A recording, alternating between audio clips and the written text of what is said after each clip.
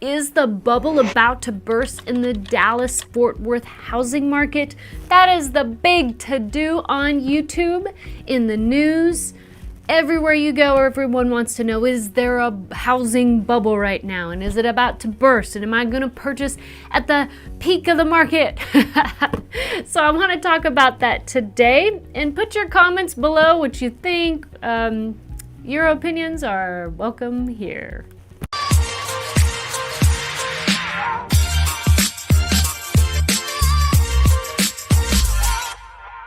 Hello, my name is Dana Pollard and I'm a real estate agent in Texas. So if you are looking at purchasing a home in Texas and need help relocating here or moving from city to city in Texas, fill out my dream home questionnaire in the link below and you can set up a one-on-one Zoom consultation with one of my most amazing agents.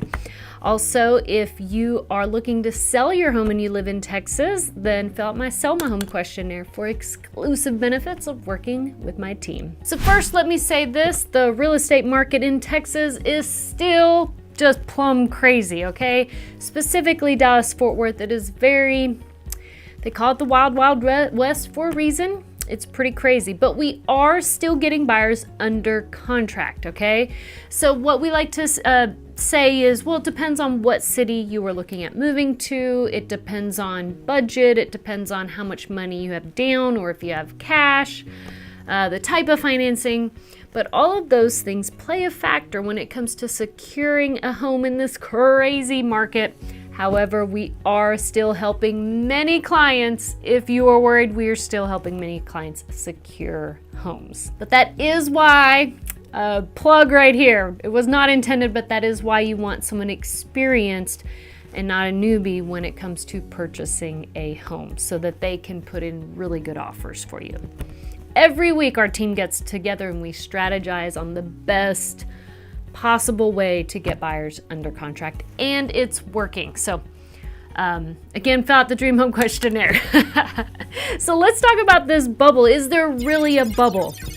Well, no one knows, guys. Okay, you can just shut the video down now. No one really knows. All the experts, they really don't know. In fact, we were looking at the numbers that the experts had forecasted for appreciation for houses for 2022, and they were way, way off. Now, we have a really good sense as real estate agents, when we're doing a lot of business, we have a real good sense of where the market's headed based on how many people are looking at moving here, how much demand there is. And so I would say those are probably real estate agents across the board in any market. They are probably the first to see the indicators. Now, is everyone a professional? No, but that's a side story. So in Texas has always been unique in our market in that when other markets, go way up and then they go way down, Texas has remained fairly steady throughout the years. Will it continue being steady the next time we do have a pullback or downturn? I think we're more susceptible because our prices have peaked just like everywhere else. However, I always think about what drives the real estate market is supply and demand. At the end of the day, it's supply and demand, regardless of the interest rates, which interest rates we will talk about. They do play a factor, but regardless, it's about supply and demand. And so I'm always considering how many companies, large companies, are moving here to Texas. And as they continue to build new facilities and the businesses are moving here for usually it's better tax breaks here and cheaper land, but jobs just keep coming in. And so I feel like as long as jobs are coming to Texas, it will help keep the market steady, okay? Is it possible of a crash? I've been saying this for a long time, guys. Even when COVID, when everyone was predicting this major crash after COVID, I was like, man, we have a pulse on the buyers and I feel like this thing is gonna go crazy. And then it went crazy. So, pulse on the buyers, yeah.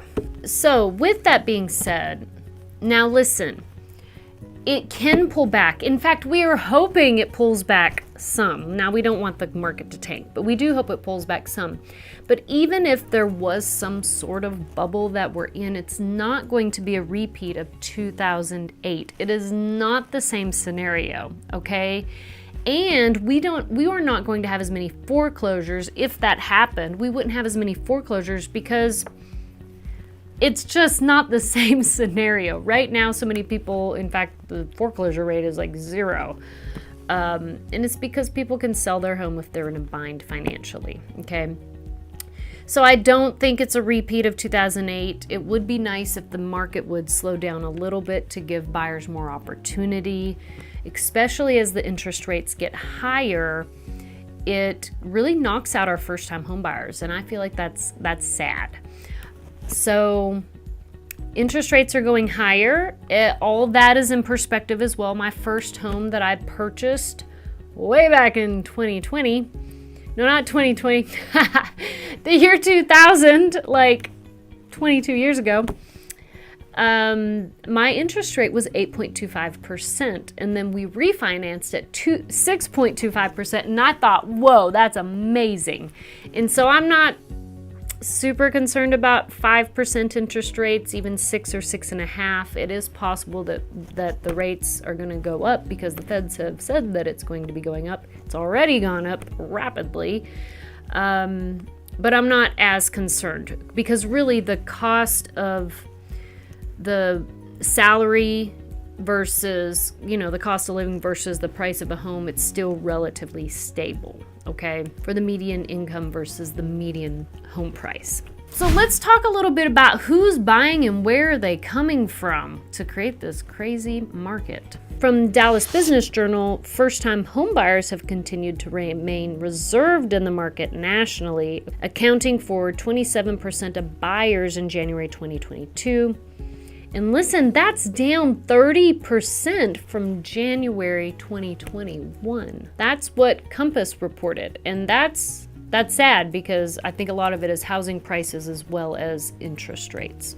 Now, in contrast to first-time home buyers, if we take a look at individual investors and second home buyers, they continue to increase their presence in the market, accounting for 22% of January 2022 home sales, increasing from 17% in December 2021 and 15% in January 2021.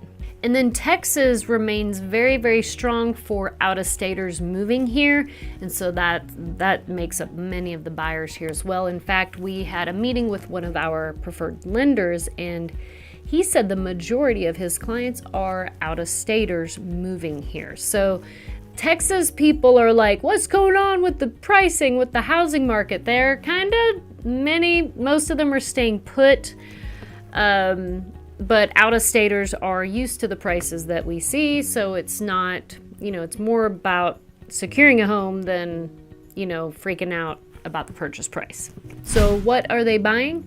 Well, new construction is making up 20% of all home purchases. And if you want to compare that to nationwide, it's 10%. Now, one of the problems that we can foresee happening is buyers that are under contract with a new build, like they started from scratch. They may have contracted at a certain purchase price, but if they contracted at the top of their budget, by the time their home finishes, I'm scared that many of those buyers will be pushed out because interest rates have gone up so much. If they're already at the top of their purchase price, they will no longer be able to get a home based on the debt to income ratio or their income, And so I think that's going to push some of these buyers out of homes if they purchased at the top of their budget. So I don't recommend you purchase at the top of your budget unless you have a whole lot more income that's not stated on your taxes or something like that. Maybe you're self-employed, but I don't recommend you purchasing at the top of your budget, especially if you are building a new home. So how are they paying? Well, nationwide, cash is king. According to the report, with 27% of all home sales in January 2022 were all cash, and that's compared to 19% in January 2021. Now, It used to be 10%, and so that's the percentage of cash buyers has doubled, more than doubled, with this current housing market. Now, if you were looking at buying a home, maybe you're a first-time home buyer, you may want to consider a program that we use where you can use Homeward is who we use, and you can put in a cash offer with the company, and then the company does this financing thing, and then you can buy that house back from this company that pays cash, and then voila, you just put in a cash offer. So there are some solutions for you if you need. Let us know. My email's in the link below. Again, touching on the interest rate, they are still forecasted to continue going up. They have been going up very rapidly right now, and again, they fluctuate, but they're anywhere from 4.5 to 5% interest rate right now. So just know that the feds are planning on continuing to increase interest rates. I think that's also creating a little more of a frenzy because people are trying to get in while the interest rate is low because they know that they're just going to keep going up in the near future. Let's talk about home prices. Prices across the country, of course, went up last year, and in Texas it was 19.3%. In California was 19.6%, and they already had a higher price point than this Lone Star State to begin with. North Dakota has the lowest gains of 10.3%, and I guess the cold might be a factor there. And for 2022, the forecast, well, again, they were forecasting way off. For 2022, it's already up higher than expected. By the end of the year, it could easily be 22%. It could easily be 19%. So, man, I felt like that. I mean, we have buyers and we can kind of sense what kind of market it is. So I figured that the purchase prices would continue to go up in 2022. When is it going to slow down? That's everyone's question. Okay, but let me say this. You have to remember that most people think that the market goes like this, and really the market goes like this. Okay, so even if you purchase right here and it goes down, it's going to eventually go back up. So I personally am not afraid of the market dipping. I feel like that's more opportunity to purchase, but I'm not afraid of purchasing high because even if it dips, it's eventually going to go higher. That's been the trend forever. If you need a home, buy a home. Don't be too concerned if you're buying at peak or if you're buying at the low. Okay, that's my advice. But use your own wise judgment. Okay, I never would ever push anyone to purchase a home that cannot afford it. Okay, so don't think I'm giving you advice. Use your own common sense. So that's it for this market update. If you are thinking about buying or selling a home, fill out the appropriate questionnaire in the link below. My email's down there as well if you have any questions. And comment away in the comments below.